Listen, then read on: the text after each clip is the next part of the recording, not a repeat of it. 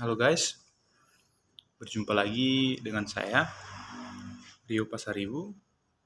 Di kesempatan yang baik ini, kesempatan kali ini, saya ingin membahas tentang apa sih syarat sahnya suatu perjanjian. Banyak masyarakat bertanya, bagaimana cara membuat perjanjian yang benar dan baik itu menurut hukum? Apa saja syarat yang harus dipenuhi dalam perjanjian itu supaya itu dianggap suatu perjanjian yang sah di mata hukum dan mengikat.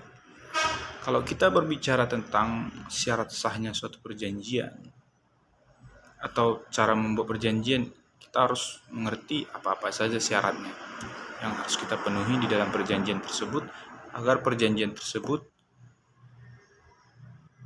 sesuai dengan peraturan undang-undang yang berlaku. Menurut pasal 1320 KUH Perdata, ada 4 syarat sahnya suatu perjanjian. Yang pertama itu disebutkan ialah kesepakatan para pihak. Jadi, kedua belah pihak harus benar-benar sepakat atas pemikiran mereka berdua yang dituangkan di suatu perjanjian. Karena adanya suatu kesepakatan, itulah langkah dasar untuk memenuhi perjanjian itu dapat diterima ataupun sah menurut hukum.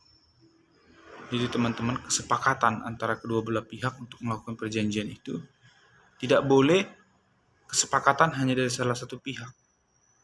Itu berarti melanggar klausula halal suatu perjanjian.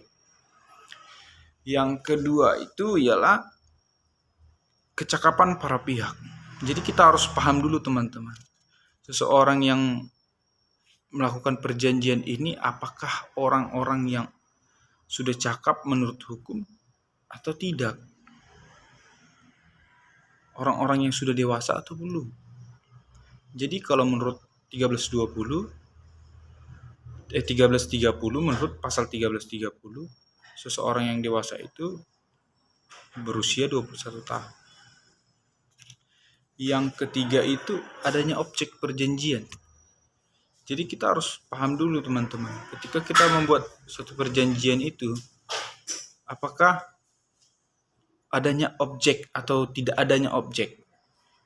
Suatu perjanjian dibuat harus berdasarkan adanya objek daripada perjanjian tersebut agar perjanjian itu halal menurut klausa halal suatu perjanjian.